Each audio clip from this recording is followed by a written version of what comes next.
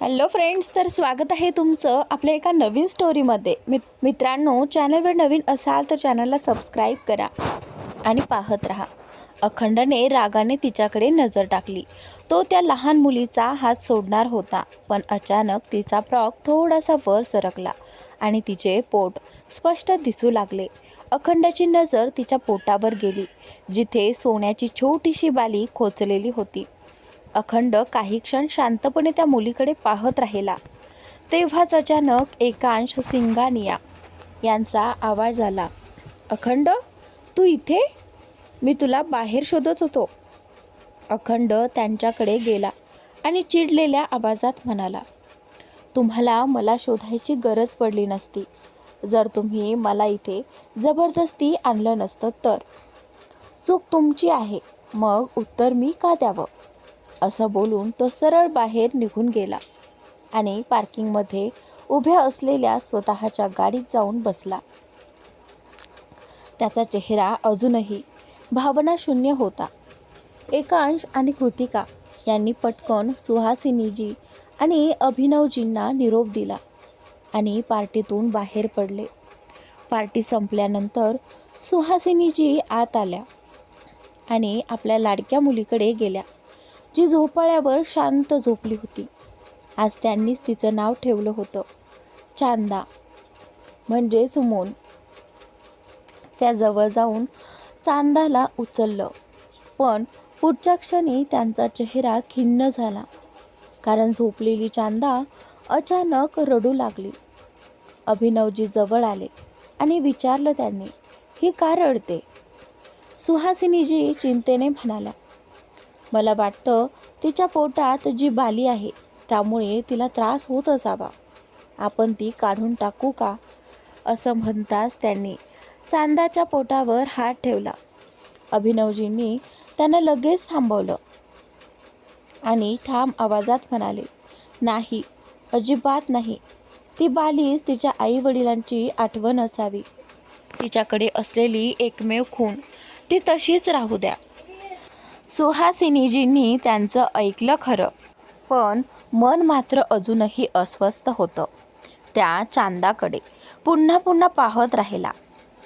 सुमारे 18 वर्षांनंतर आता पुढे एका क्लब हाऊसमध्ये वाढदिवसाची पार्टी सुरू होती। क्लबच्या मध्यभागी एक मुलगी उभी होती। तिने लाल रंगाची निलेंथ ड्रेस घातली होती। आज ती मुलगी 18 वर्षाची झाली होती। डान्स आणि ड्रिंक्सने पार्टी रंगली आणि नंतर ती मुलगी बाहेर आली।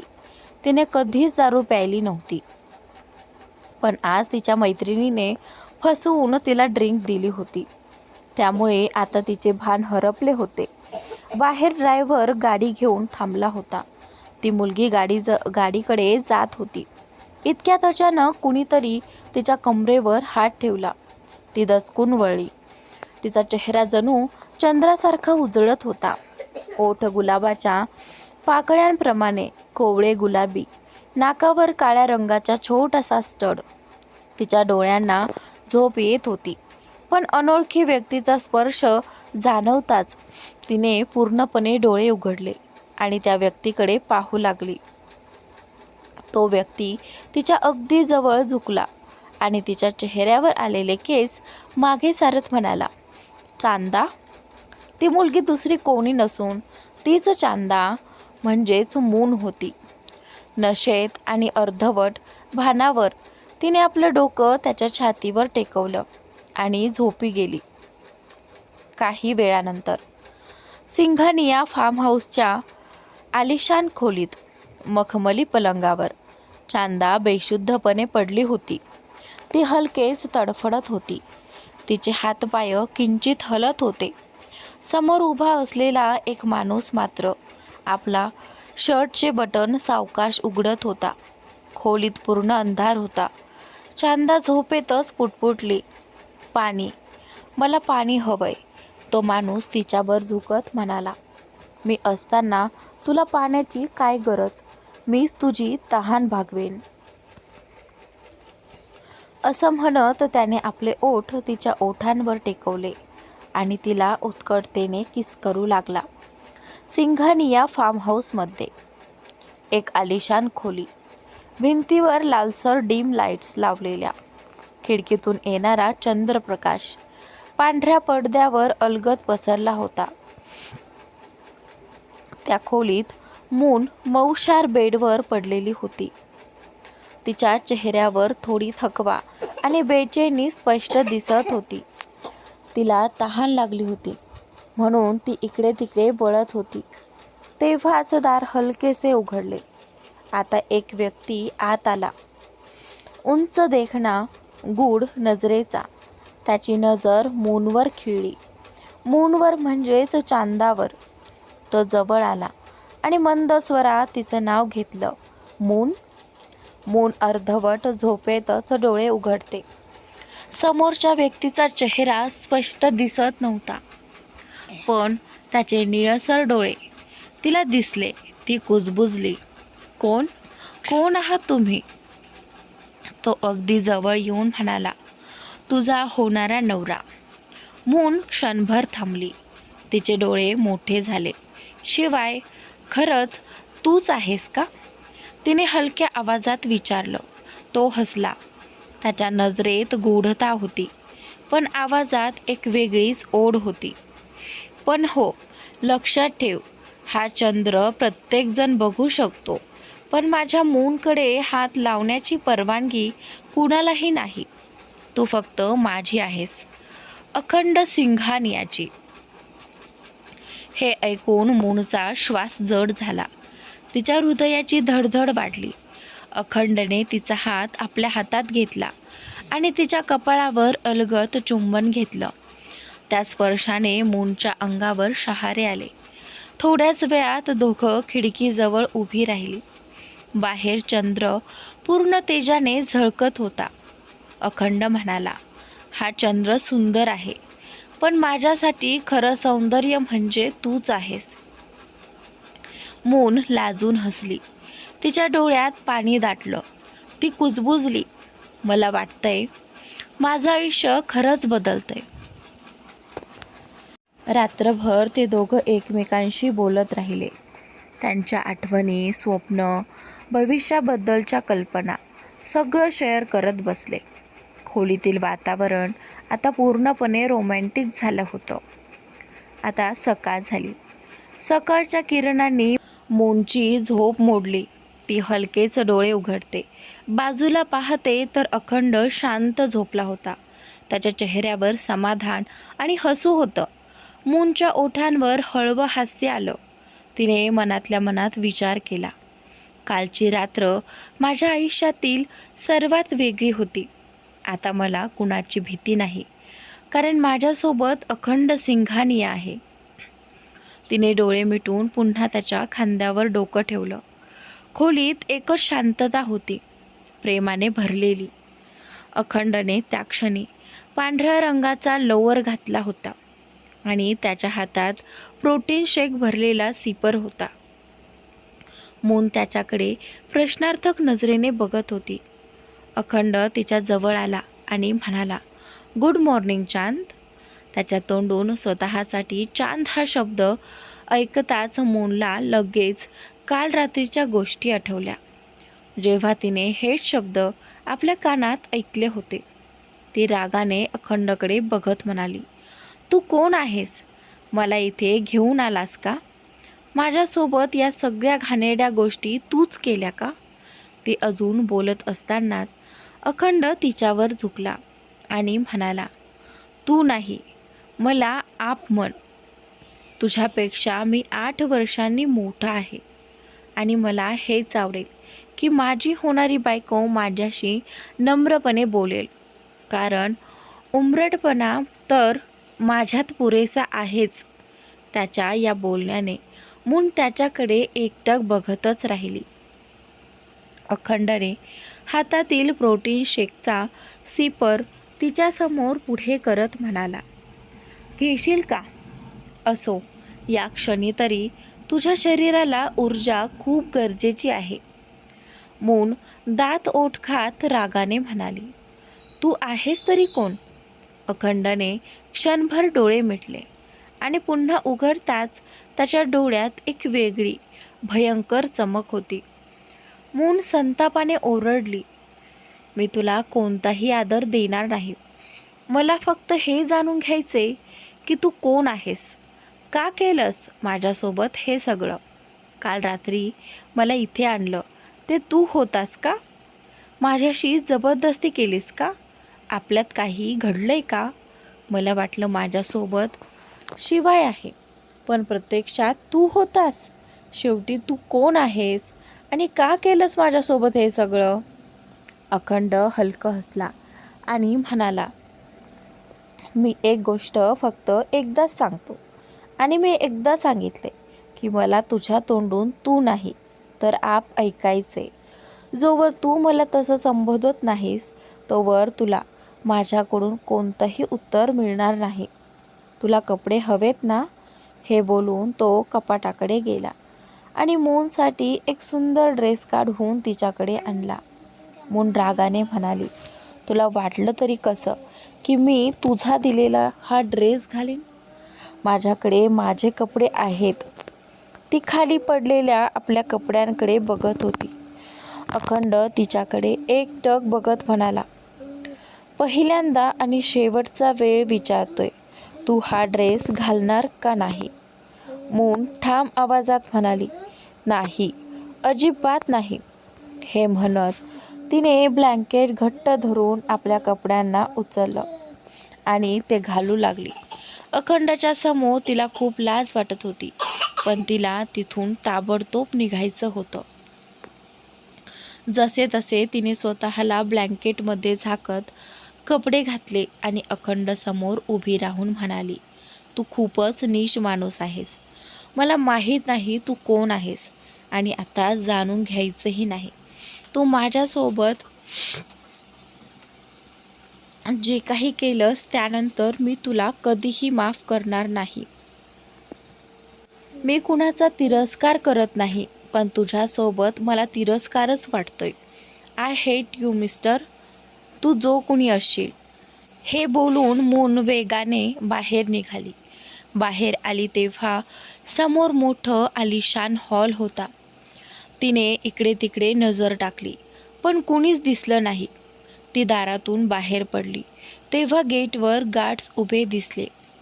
इतके सशस्त्र माणसं पाहून तिला उमजलं की हा मनुष्य साधासुद्धा नाही.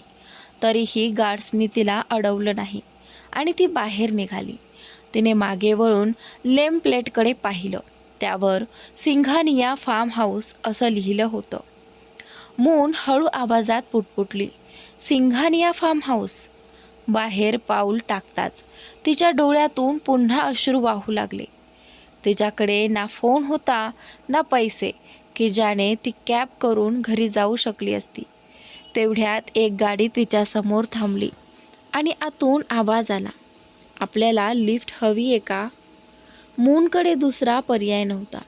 तिने मान डोलावली आणि म्हणाली, हो, मला अग्रवाल हाऊसला जायचे. तुम्ही मला तिथे सोडाल का? त्या व्यक्तीने मान हलवली. मून पुढच्या सीटवर बसायला जात होती, पण त्याने लगेचच म्हटलं, प्लीज आपण मागच्या सीटवर बसा. मूनला थोडं विचित्र वाटलं, पण तिने काही विचारलं नाही. ती शांतपणे मागे बसली. तो व्यक्ती दुसरा कुणी नसून अखंडचा पर्सनल असिस्टंट कुणाल होता. कुणालला परवानगी नव्हती की मूनला पुढच्या सीटवर बसवावं. थोड्याच वेळात गाडी अग्रवाल हाऊस समोर थांबली. मूनने सुटकेचा निश्वास टाकला. तिला अजूनही भीती वाटत होती, पण तिने गाडीतून उतरून कुणालकडे बघत धन्यवाद म्हणायचा प्रयत्न केला. त्याआधीच कुणाल म्हणाला, थँक्यू म्हणायची गरज नाही, मी फक्त माझं काम केलं आहे.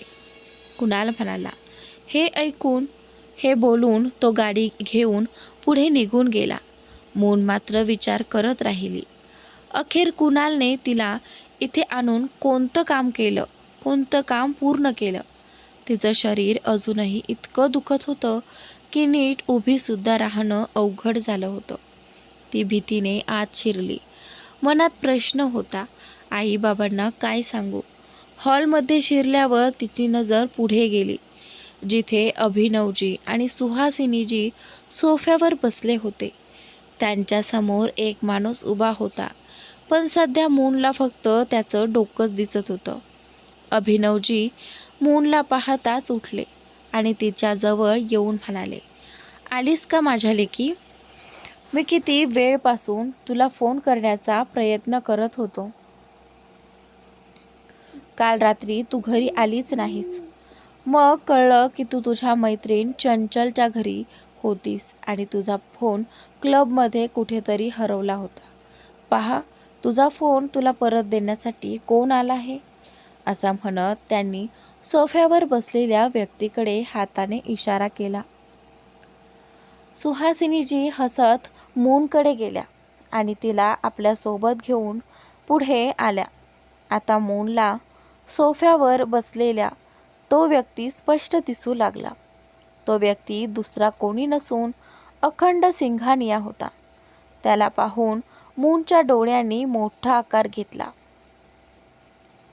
मूनने घरात पाऊल टाकलं होतं आणि त्याआधीच अखंड तिथे पोहोचला होता. त्याला पाहताच मूनच्या चेहऱ्याचा रंग पांढरा फटक झाला. सुहासिनीजी हसत म्हणाल्या, हे मिस्टर अखंड सिंघानिया, हे तुझ्या डॅडचे बिझनेस पार्टनर आहेत आणि त्यांचे खूप जवळचे मित्राचे मुलगाही आहेत. काल रात्री तू ह्यांच्याच क्लबमध्ये पार्टी करत होतीस आणि तुझा फोन तिथे विसरलीस. तर खास करून हे तुला फोन परत देण्यासाठी इथे आले आहेत. त्यांना थँक्स म्हण. मूनच्या डोळ्यात पाणी आलं. तिच्यासमोर तोच उभा होता ज्याने काल रात्री तिच्याकडून तिची सर्वात प्रिय गोष्ट हिरावून घेतली होती आणि ही गोष्ट ती आईवडिलांनाही सांगू शकत नव्हती. अखंड उठून तिच्या जवळ आला. त्याला आपल्या जवळ येताना पाहून मूनच्या अंगावर शहारे आले. सुहासिनीजी म्हणाल्या, चल मून, मिस्टर अखंडला थँक्यू म्हण. मून नजरेत ओलावा घेऊन त्याच्याकडे पाहू लागली.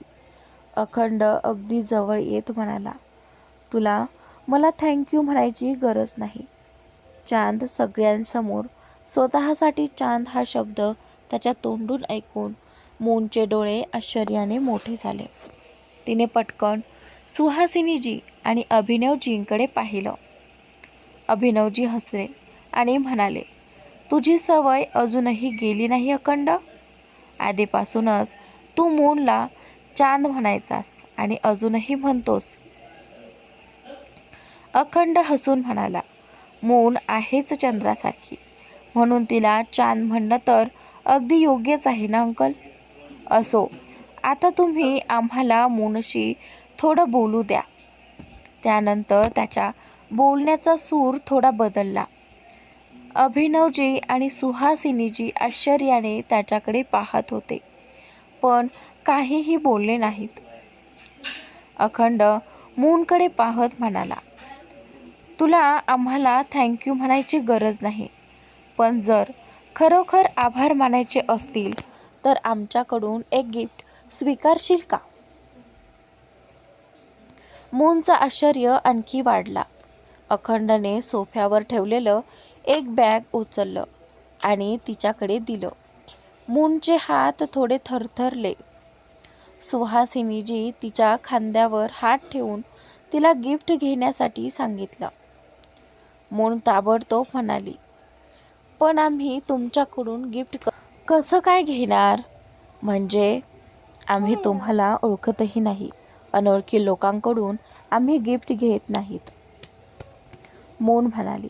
अखंड हसला आणि म्हणाला, मी अनोळखी, तेही तुझ्यासाठी?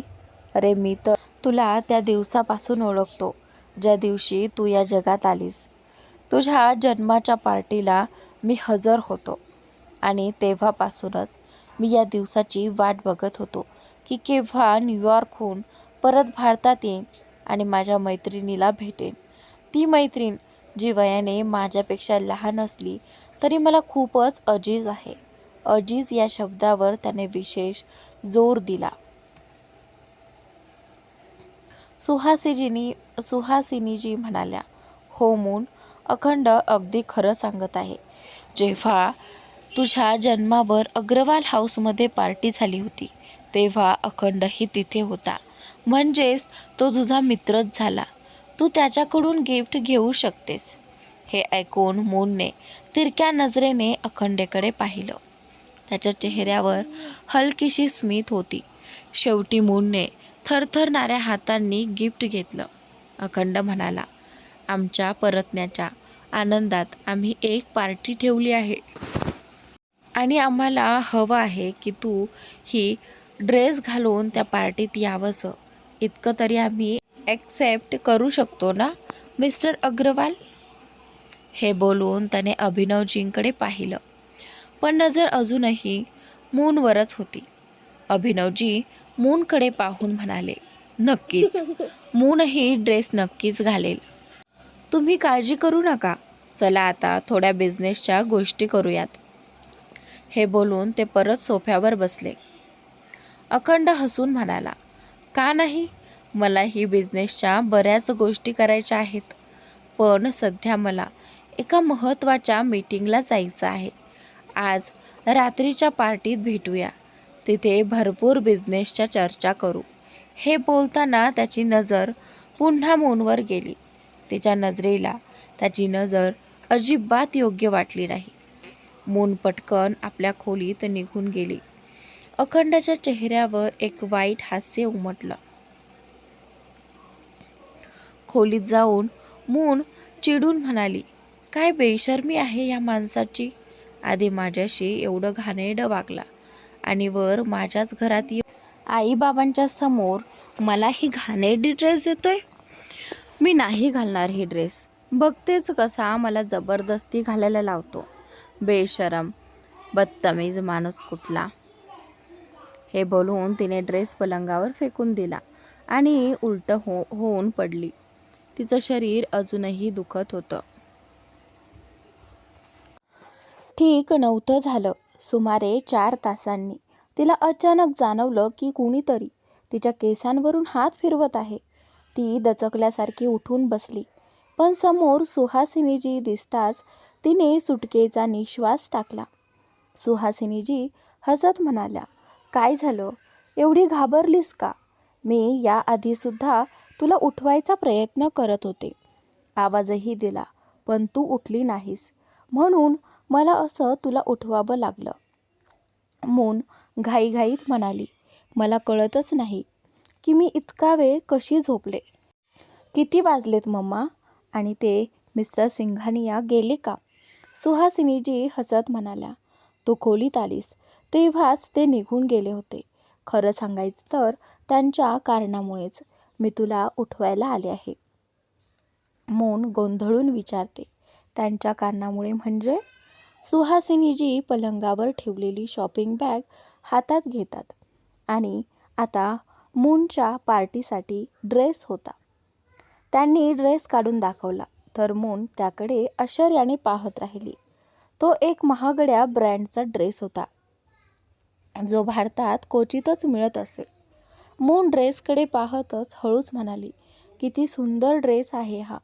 मून लगेच त्यांच्या जवळ आली व ड्रेस हातात घेऊन म्हणाली, मम्मा, जर हा ड्रेस मला फिट बसला नाही तर? सुहासिनीजी थोड्या हैराण झाल्या. मून पटकन आपली गोष्ट सावरत म्हणाली, म्हणजे मला वाटते हा ड्रेस मला बसणार नाही, म्हणून मी काहीतरी वेगळं घालावं असं ठरवलं होतं. सुहासिनीजी हसत म्हणाल्या, तू अजून ट्रायसुद्धा केला नाहीस आणि आधीच ठरवलंस की हा बसणार नाही? जा, पटकन तयार होऊ नये आणि हाच ड्रेस घाल. जर फिट नसेल बसत तर मी बदल करून घेईन, पण पार्टीला तुला हा ड्रेसच घालायचा आहे. मूनने विचारलं, का मम्मा? त्यावर सुहासिनीजी गंभीर होत म्हणाल्या, काही प्रश्नांची उत्तरं नसतात ग मून.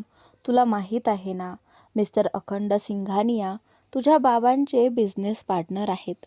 आज त्यांनी खास पार्टी ठेवली आहे. त्यात तुझे बाबा आणि तू, आपण तिघेही बोलावलं गेलो आहोत. त्यांनी तुला हा ड्रेस खास दिला आहे, तर आपण त्यांच्या आदरार्थी तो घालायलाच हवा. त्यांच्या शब्दांनी मून गप्प बसली. ती अनिच्छेने ड्रेस घेऊन वॉशरूममध्ये गेली. पण ड्रेस घालून पाहिला तर तो अगदी तिच्या मापाचा निघाला. क्षणभर ती चकित झाली. मग तिच्या मनात विचार आला की ड्रेस खराब करावा. तिने खांद्याजवळून तो फाडायचा प्रयत्न केला. पण एवढ्यात दारावर टकटक झाली आणि सुहासिनीजींचा आवाज आला. लवकर कर मून, तुझे बाबा आवाज देत आहेत. आपल्याला पार्टीला जायचे. त्यांचा मूड आधीच बिघडलेला आहे, त्यामुळे तू पटकन बाहेर ये. बाबांचा मूड ऑफ असल्याचं ऐकताच मूनचे हात थांबले. ती ड्रेस व्यवस्थित करून बाहेर आली व सुहासिनीजींसोबत हॉलमध्ये गेली.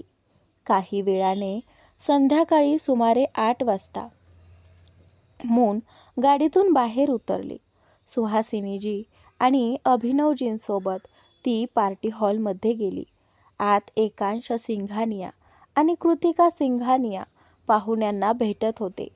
त्यांनी सुहासिनीजी व अभिनवजींना पाहताच हसत स्वागत केले. अभिनवजी आणि सुहासिनीजी त्यांच्या गप्पा मारू लागले. मून मात्र इतरत्र नजर फिरवत होती. तेवढ्यात कृतिका तिच्या जवळ आली. मूनच्या गालावर हात ठेवून म्हणाली, मून तर खरंच चंद्रासारखीच दिसते. म्हणून तर तिचे नाव चांद ठेवलं आहे मॉम. अखंड आपल्या मोबाईलकडे पाहत म्हणाला. तो यावेळी आपल्या रूममध्ये होता आणि आतुरतेने वाट पाहत होता की त्याचा चांद पार्टीत दिसेल आणि तो सुद्धा खाली येईल. मोबाईलवर गार्डन एरियाचा कॅमेरा बघताना त्याच्या चेहऱ्यावर हलकी स्मित रेषा उमटली होती. मून मात्र कृतिकाकडे बघून लाजत म्हणाली, इतकी सुद्धा सुंदर नाही मी आंटी. कृतिका काही उत्तर देणार इतक्यात आतून अखंड बाहेर आला आणि म्हणाला, चांदाला आपल्या सौंदर्यावर गर्व असतो, पण माझ्या चांदाला गर्व करणंही जमत नाही. पण चालेल, तिच्या जागी मीच गर्व करतो. माझा चांद खूप सुंदर आहे, पण तो फक्त माझाच आहे. त्याला हात लावायचा अधिकार फक्त माझाच आहे. हे बोलताना त्याच्या चेहऱ्यावर हलकीशी खोडकर स्माईल होती. अभिनवजी आणि एकांशजी बिझनेस गप्पांमध्ये व्यस्त झाले, तर सुहासिनीजी आणि कृतिका गप्पा मारू लागल्या. मून तिथेच उभी होती. तेवढ्यात अखंड आला आणि आपल्या आईकडे पाहून म्हणाला, मॉम, तुम्ही काही ड्रिंक घेणार का? कृतिका थोडी चकित होत म्हणाली, आज तुला माझी एवढी काळजी कशी वाटते? मून त्याच्याकडे चेहरा वाकडा करून पाहत होती. मग पटकन म्हणाली, मी वॉशरूमला जाऊन येते. आणि ती तिथून निघून गेली. अखंडने लगेच वेटरच्या ट्रेमधून कॉफीचा कप उचलला आणि आईकडे देत म्हणाला, मॉम, तुम्हाला ठाऊक आहेच की अखंड सिंघानिया जेव्हा काही करतो तेव्हा त्यामागे कारण आणि परिणाम दोन्ही समोरच्या कल्पनेच्या पलीकडचं असतं. का होतंय हे? हे बोलताच त्याने तो कॉफीचा कप कृतिकाजींकडे पुढे केला. कृतिकाजी हसत कप घ्यायला पुढे सरसावल्या, पण अचानक कॉफी त्यांच्या हातावर सांडली. कृतिकाजी वेदनेने किंचाळल्या. सुहासिनीजी घाबरून त्यांच्या जवळ धावून गेल्या आणि वेटरच्या ट्रेमधून पाणी घेत त्यांच्या हातावर ओतू लागल्या. त्याचवेळी अखंड त्यांच्या दिशेने खोडकर नजरेने पाहत उभा होता. त्याच्या डोळ्यात वेगळाच जिव्हाळा, हट्ट आणि वेडेपणाचं मिश्रण होतं. मनात तो पुटपुटला, चूक तर केलीच तुम्ही मॉम. माझ्या चांदाला स्पर्श करून हात जळलाच पाहिजे होता. हे मनात बोलताच तो मागे सरकला. कृतिकाजींच्या ओरडण्याचा आवाज ऐकून एकांशजी लगेच जवळ आले, पण तोपर्यंत अखंड तिथून गायब झाला होता. दरम्यान मून वॉशरूममध्ये आली आणि पुटपुटली, मला या पार्टीत यायलाच नको होतं आणि सकाळपासून शिवायशीही माझी बोलणंही झालेलं नाही. मला त्याच्याशी बोलायलाच हवं, पण हा नेटवर्क. ती फोन वर करत करत सिग्नल पकडण्याचा प्रयत्न करू लागली. थोड्या वेळानं स्वतःशीच म्हणाली, मला वाटतं नेटवर्कलाही लेडीज वॉशरूममध्ये यायला लाज वाटते. मला बाहेर जावं लागेल. ती बाहेर पडणार इतक्यात अचानक तिला अखंडचा आवाज ऐकू आला. जर तुझ्या फोनच्या नेटवर्कला लाज वाटते तर मी माझा फोन देऊ का? कारण माझा फोन माझ्यासारखाच थोडासा बेशरम आहे. हे बोलत अखंड तिच्याकडे सरकत होता. मून दचकली. पटकन वळून पाहिलं तर अखंड अगदी जवळ उभा होता. तो केव्हाही वॉशरूममध्ये आला. तिच्याकडे किती वेळ पाहत होता हेही तिला कळलं नव्हतं. मून संतापून ओरडली, इथे कसा आलास तू? लेडीज वॉशरूममध्ये येण्याची तुझी हिंमत कशी झाली? किती बेशरम आहेस तू? ती अजून बोलणार इतक्यात अखंडने तिच्या कमरेला धरून तिला भिंतीवर टेकवलं आणि तिच्या डोळ्यात बघत म्हणाला, माझा चांद इतका सुंदर दिसणार असेल तर मला बेशरम व्हावंच लागेल. मून चिडून म्हणाली, माझं नाव मून आहे, चांद नाही. मला माझ्या नावाने हाक मार. ती एवढं बोलताच अखंडने तिच्या ओठांवर बोट ठेवलं. मूनच बोलणं बंद झालं. ती थक्क होऊन त्याच्याकडे पाहू लागली. अखंड हसला, हाय, माझ्या चांदाचे नखरे, पण आलो आहे तर तुझी थोडी तरी स्तुती करून जाईन. मून रागाने म्हणाली, मला तुझ्या तोंडून माझी स्तुती ऐकायची नाही. अखंड हसला, कोण म्हणालं तुला ऐकायला लागेल? माझी स्तुती तर तुला अनुभवावी लागेल. हे बोलून त्याने तिच्या ओठांवर ओठ ठेवले आणि तिला उत्कटपणे किस करू लागला. मून हादरली. तिने त्याला दूर सारायचा प्रयत्न केला, पण अखंडने तिचे नाजूक हात पकडून भिंतीवर रोखून धरले आणि चुंबन अधिक गहिरे केले. साधारण 3 मिनिटांनंतर अखंड स्वतःच दूर झाला. मून दात किटकिटत म्हणाली, हाऊ डेअर यू? माझ्या परवानगीशिवाय मला किस कसं काय केलंस? अखंड शांतपणे हसला, मी तुला कधी किस केलं? मून अवाक झाली. आत्ता जे काही झालं ते काय होतं मग? काल रात्रीही तू माझ्याशी जबरदस्ती केलीस. मला खेचून बाहेर बेडवर आणलंस आणि घाणेरड्या गोष्टी केल्यात. आत्ता पुन्हा? अखंड पुन्हा हसला.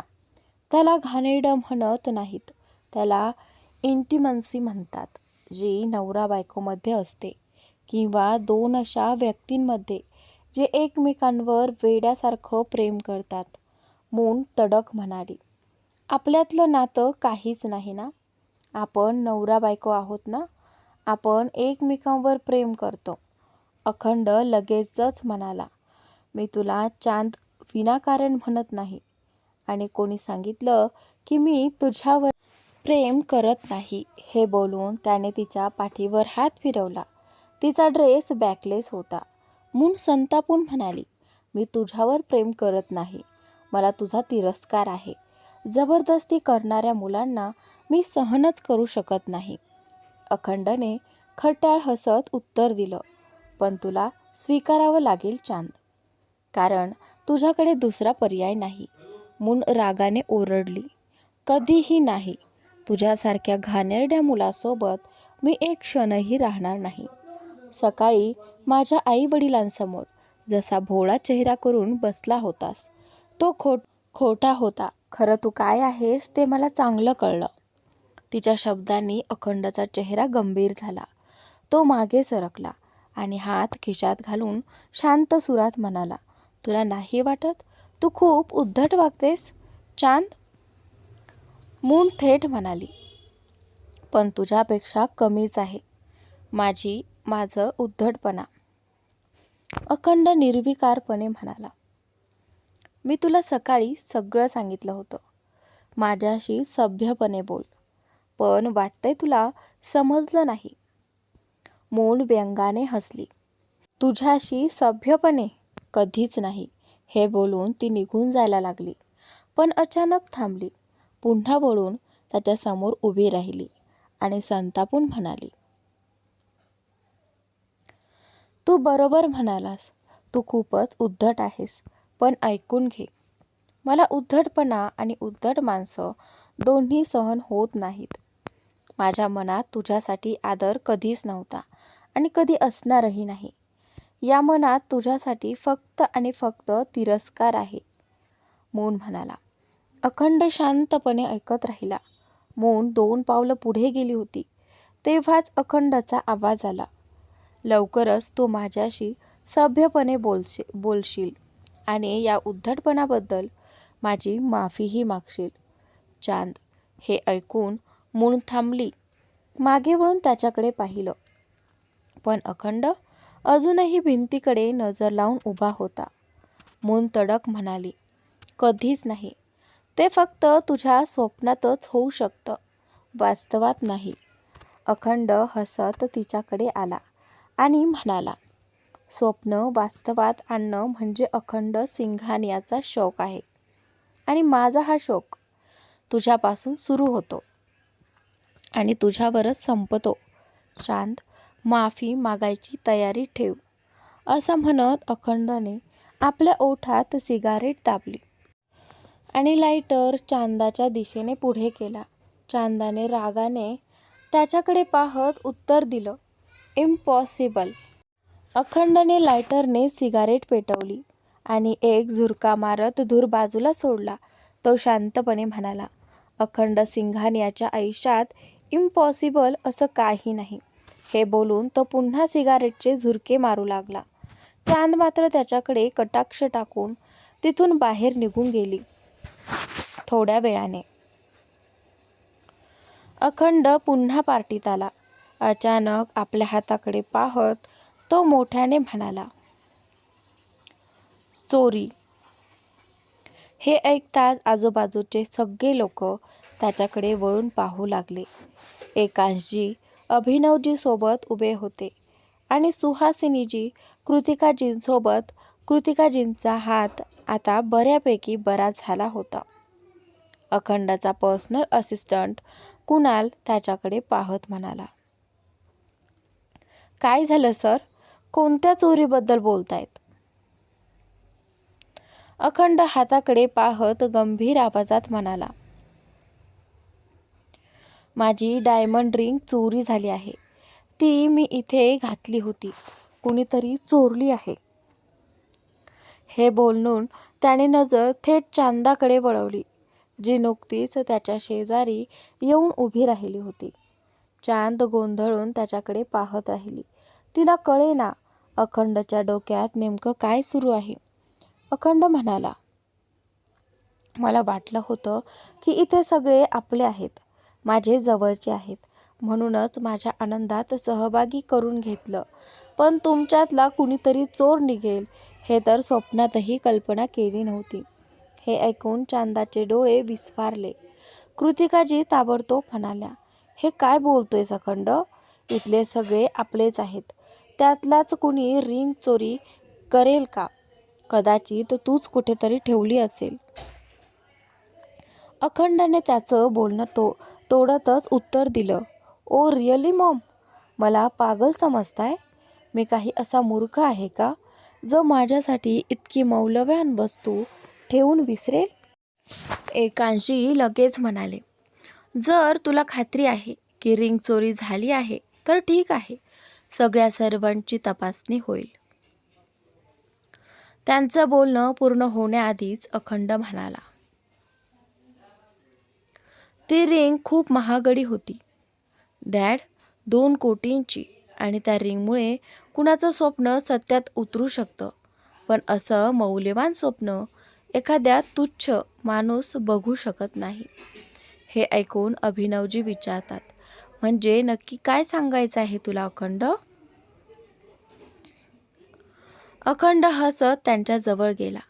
त्याला जवळ येताना पाहून चांद दचकल्यागत मागे सरकली. पण अखंडने तिच्या कमरेवर क्षणभर हात ठेवला आणि लगेच हात काढूनही घेतला. हे इतक्या पटकन घडलं की कुणाचं लक्षही गेलं नाही. पण चांदाचा श्वास घशात अडकल्यासारखं झालं. अखंड अभिनवजींकडे पाहत असला आणि म्हणाला, म्हणजे अगदी सोपं आहे अंकल. इतकं मौल्यवान स्वप्न कुणी स्वस्त माणूस बघणारच नाही. हे काम त्यानेच केले ज्याची स्वप्न महागडी आहेत, जी तो सत्यात उतरवू इच्छितो. नाही का चांद? तूच सांग, तसं नाही का? चांद गोंधळी. तिला काही बोलावं की नको समजत नव्हतं. अडखळतच ती म्हणाली, होऊ शकतं, पण हेही होऊ शकतं की तुम्हाला गैरसमज झाला असेल. तिचं बोलणं पूर्ण होण्याआधीच अभिनवजी म्हणाले, नाही, मिस्टर सिंघान यांना गैरसमज होऊ शकत नाही चांद. ते एक काबिल बिझनेसमॅन आहेत.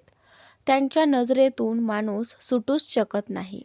जर ते म्हणतायत की हा गुन्हा त्यांच्या जवळच्याच कुणीतरी केला आहे, तर तसंच असणार. अखंड हसून म्हणाला, बघा ना अंकल, तुम्ही किती शहाणे आहात. म्हणूनच तर तुम्ही मला इतके प्रिय आहात. हे ऐकताच चांदाच्या डोळ्यात भीती दाटली. तिला उमगलं की अखंडचा संशय थेट अभिनवजींवर आहे. तिचा घसा कोरडा पडला.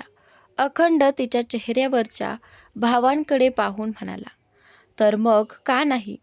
आता माझ्या सगळ्या पाहुण्यांची तपासणी केली जावी. ती रिंग माझ्यासाठी फार मौल्यवान आहे. मी तिला इतकं सहजपणे हरवू शकत नाही. म्हणूनच मला तुम्हा सगळ्यांना ही त्रासदायक प्रक्रिया सहन करायला लावत आहे. पण काय करू? अखंड सिंघानियाच्या अहंकारावर प्रश्न आला की मग समोरच्याला चुराडा व्हावंच लागतं. एकांशी काही बोलायला झाले, पण अखंडने त्यांच्याकडे कटाक्ष टाकताच ते शांत झाले. पार्टीत शेकडो लोक होते, पण कुणाच्याही धाडस नव्हतं की अखंडला विरोध करेल. त्याने आपल्या असिस्टंट कुणालला इशारा केला. कुणालने लगेच मान डोलावली आणि अखंडाची टीम तिथे उपस्थित झाली. त्यांनी सगळ्यांची तपासणी सुरू केली. हळूहळू सगळ्यांची तपासणी झाली, पण रिंग सापडली नाही. आता फक्त 2च लोक उरले. एक म्हणजे मिस्टर एकांत सिंघानिया आणि दुसरे मिस्टर अभिनव अग्रवाल. कृतिकाजींनी ताबडतोब अखंडला थांबवत विचारलं, हे काय चाललंय अखंड? जर या दोघांकडे ही रिंग सापडली नाही, तर मग मला खात्री आहे ती रिंग कोणी चोरली नाही. अखंड निर्विकार चेहऱ्याने म्हणाला, पण अजून 2 लोकांची तपासणी बाकी आहे मॉम. हे ऐकून कृतिकाजींचे डोळे विस्फारले. त्या म्हणाल्या, म्हणजे आता तू स्वतःच्या वडिलांची आणि मिस्टर अभिनवची तपासणी करशील? अखंड हळूच हसला आणि उत्तर दिलं, ती रिंग माझ्यासाठी खूप मौल्यवान आहे मॉम. हे म्हणताना त्याची नजर समोर उभी असलेल्या चांदावर स्थिरावली. चांदाच्या डोळ्यात पाणी तरळलं. अखंड इतक्या आत्मविश्वासाने बोलत होता की तो असं का करत होता? नक्कीच त्याने ती अंगठी तिच्या वडिलांकडेच कुठेतरी लपवून ठेवली होती आणि तिचे निरागस वडील त्याबाबत काहीच जाणत नव्हते. ती आपल्या वडिलांची इज्जत सगळ्यांसमोर कशी घालू देणार होती? म्हणूनच ती घाईघाईने अखंडकडे आली. अखंडलाही तिच्याशीच वाट बघायची होती. तिथेच एकांजी रागाने अखंडकडे पाहत होते आणि अभिनवजींनाही हे सर्व अजिबात आवडत नव्हतं. सुहासिनीजीच्या डोळ्यात पाणी तरळलं होतं. आज ज्या पद्धतीने अभिनवजींवर आरोप होत होते ते त्यांना अजिबात सहन होत नव्हते. मून अखंड जवळ आली आणि हळू आवाजात पण विनवणीच्या सुरात म्हणाली, हे सगळं बंद करा, नाहीतर मी तुम्हाला सोडणार नाही. अखंड हसला आणि म्हणाला, सोडायला तर मी तुला देणारच नाही. मून संतापून म्हणाली, किती घाणेरडा माणूस आहेस तू. अखंड खट्याळ स्मित करून म्हणाला, आतापर्यंत तू काहीच पाहिलं नाहीस. घाणेरडा या शब्दाचं जिवंत उदाहरण म्हणूनच माझा जन्म झाला आहे. बाकी कोण किती वाईट आहे हे तर उद्या न्यूज चॅनेलवर मीडिया दाखवणारच. हे बोलताच त्याने पुढे नजर टाकली आणि मूनचे डोळे विस्फारले. आत्तापर्यंत पार्टीत मीडियावाले नव्हते, पण अचानक ते तिथे आले. ते पाहून मून थक्क झाली. ती लगेच म्हणाली, तू हे सगळं का करतो आहेस? अखंड आश्चर्याने म्हणाला, अजूनही तुला समजलं नाही? मून रागाने खोल श्वास घेत म्हणाली, आय एम सॉरी. अखंड हसला, कारण ह्याच क्षणाची तर त्याला वाट बघत होता तो लगेच म्हणाला, सॉरी ॲक्सेप्टेड. आता थोडी स्तुतीसुद्धा कर. मूनने अविश्वासाने त्याच्याकडे पाहिलं. अखंड पुन्हा हसून म्हणाला, जशी स्तुती मी तुझी केली तशी इथे माझी कोणी करणार नाही, म्हणून किमान तूच काहीतरी सांग. टेस्टवाली नंतर बघू. हे बोलून त्याने आपले ओठ चाटले. मून संतापून दात चावू लागली. तेव्हाच कुणाचा आवाज आला, बॉस, खरंच अजून शोध घ्यायचाय का? आय मीन तुमचे डॅड आणि मिस्टर अभिनव इथेच आहेत. मून अचानकच म्हणाली, आपण खूप चांगले माणूस आहात मिस्टर अखंड सिंघानिया. खूपच हँडसम, खूप स्मार्ट, इतके स्मार्ट की कोणतीही मुलगी तुम्हाला पाहिल तर तुमच्यावर फिदा होईल. बस आता पुरे झालं ना? तिचं बोलणं ऐकून अखंडच्या चेहऱ्यावर पुन्हा ते खट्याळ स्मित उमटलं. अचानकच एका वेटरच्या हातून ट्रे खाली पडला. काचेचं ग्लास फुटले आणि मोठा आवाज झाला. सगळ्यांच्या नजरा त्या वेटरकडे वळल्या. तो वाकून ट्रे उचलायला गेला. तेवढ्यात त्याच्या खिशातून एक अंगठी खाली पडली आणि गोल फिरत राहिली. सगळ्यांचे डोळे विस्फारले. मूनही त्याच्याकडेच पाहत होती. अखंड मात्र त्याच्याकडे पाहत नव्हता. त्याचे डोळे फक्त मूनवर होते. त्याने मूनच्या कमरेवर हात ठेवला. ती लगेच त्याच्याकडे वळली. बाकीच्यांचे लक्ष अजूनही वेटरकडेच होते, म्हणून कुणी त्यांच्याकडे बघितले नाही. अखंड तिच्या डोळ्यात बघून म्हणाला, ही स्तुती थोडी फिकी होती, पण मला आवडली. अजून खूप काही तुला माझ्याबद्दल बोलायला लावावंसं वाटतंय, पण सध्या तुझ्या डॅडला थोडा मान द्यायला हवा. त्यांच्या डोळ्यात पाणी दिसते. त्याच्या चेहऱ्यावर पण पुन्हा ती डेव्हिल स्माईल होती. त्याच्या बोलण्यातही इशारा मून नीट समजली होती. विहान लगेच त्या वेटरकडे गेला. त्याने ती अंगठी उचलली आणि अखंडकडे येऊन म्हणाला, हीच ना तुमची अंगठी बॉस? अखंडने हसत अंगठी घेतली आणि म्हणाला, हो, हीच आहे माझी सर्वात खास अंगठी, जिच्यासाठी मी एवढा त्रास घेत होतो आणि सगळ्यांनाही दिला, विशेषतः तुम्हा दोघांना. हे बोलत तो आपल्या वडिलांसमोर आणि अभिनवजींसमोर उभा राहिला. अभिनवजींच्या चेहऱ्यावर हलकी उदासी दिसत होती. अखंडने लगेच त्यांना मिठी मारली आणि म्हणाला, I am so sorry mister Agarwal. माझ्यामुळे तुम्हाला इतकी गैरसोय झाली, पण माझा विश्वास ठेवा, मी तुम्हाला अपमानित करण्याचा हेतू नव्हता. मी थोडासा भावनिक माणूस आहे आणि माझ्या वस्तूंबद्दल खूपच हट्टी आहे. आशा आहे तुम्ही राग धरला नसेल. अभिनवजी हसून म्हणाले, नाही, मला काही वाटलं नाही. तुम्ही ठीक आहात ना मिस्टर एकांश? तो हे बोलून त्यांनी एकांशजीकडे पाहिलं. त्यांच्या डोळ्यातही हलकी नमी होती. अखंड लगेच त्यांच्याकडे गेला आणि मिठी मारून म्हणाला, आय एम सॉरी डॅड, पण तुम्हाला तर माहिती आहे तुमचा मुलगा कसा आहे. आशा आहे तुम्ही मनावर घेणार नाही. Now excuse me. हे म्हणून त्याने अंगठी हातात घातली आणि तिथून निघून गेला. कृतिकाजी, सुहासिनीजी लगेच एकांशी आणि अभिनवजींजवळ आल्या. पार्टीचं वातावरण थोडं विस्कळीत झालं होतं, पण आता पुन्हा सुरळीत होत गेलं. मून मात्र फक्त अखंडला जाताना पाहत राहिली. त्याच्या वागण्याने ती अधिकच चकित झाली होती. एवढ्याशा गोष्टीसाठी एखादा माणूस इतका पुढे कसा जाऊ शकतो हे तिला उमजत नव्हतं. ती विचार करत असतानाच एक सर्वंट तिच्या समोर आली आणि म्हणाली, बॉसने तुम्हाला पार्किंग एरियात बोलावलं आहे. मून चकित होऊन म्हणाली, पण का? सर्वंट निर्विकार चेहऱ्याने म्हणाली, ते तुम्ही त्यांच्याकडूनच विचारा. हे बोलून ती निघून गेली. मून फक्त तिला जाताना पाहत राहिली.